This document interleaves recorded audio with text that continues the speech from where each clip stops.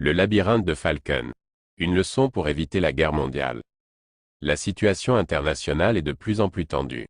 Les conflits armés se multiplient dans différentes régions du monde, faisant des milliers de victimes et menaçant la stabilité globale. Les grandes puissances se livrent à des rivalités géopolitiques et militaires, qui pourraient dégénérer en affrontements directs ou indirects. Le risque d'une guerre mondiale, voire nucléaire, n'est pas à écarter. Face à ce scénario alarmant, il est urgent de réfléchir aux moyens de prévenir l'escalade de la violence et de promouvoir le dialogue et la coopération. Pour cela, il peut être utile de se rappeler d'un film culte des années 1980, qui a abordé le thème de la guerre nucléaire avec intelligence et originalité. War Games. War Games raconte l'histoire de David Lightman, un jeune hacker qui accède par erreur à un superordinateur militaire nommé WOPR, War Operation Plan Response, chargé de simuler et d'exécuter une guerre nucléaire contre l'Union soviétique. Croyant jouer à un jeu vidéo, David lance une simulation de guerre thermonucléaire totale, qui est prise pour une réalité par le système de défense américain.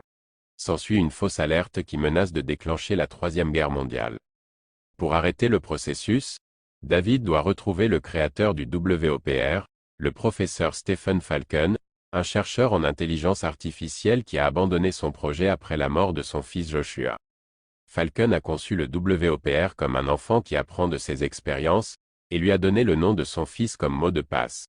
Il a également créé un jeu appelé « Le labyrinthe de Falcon », qui consiste à traverser un réseau complexe d'obstacles.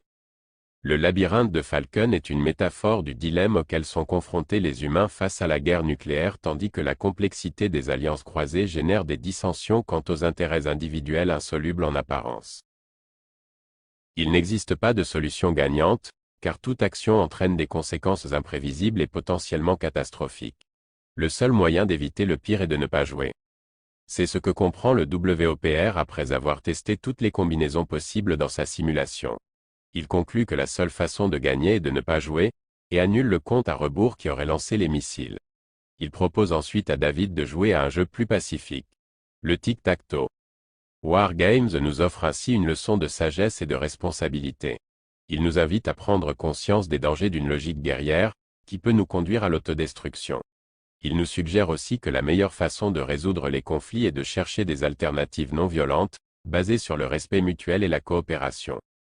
En ces temps troublés, il serait bon que les dirigeants du monde se souviennent du message du film, et qu'ils renoncent à toute velléité belliqueuse. Il serait également souhaitable que les citoyens du monde se mobilisent pour exiger la paix et la justice, et qu'ils refusent d'être les pions d'un jeu mortel. Le labyrinthe de Falcon nous rappelle que nous avons le choix entre la guerre et la paix. Choisissons la paix. Rejoignez-nous dans cet appel à la paix, car il n'y a pas de vainqueur dans une guerre mondiale, seulement des pertes incommensurables.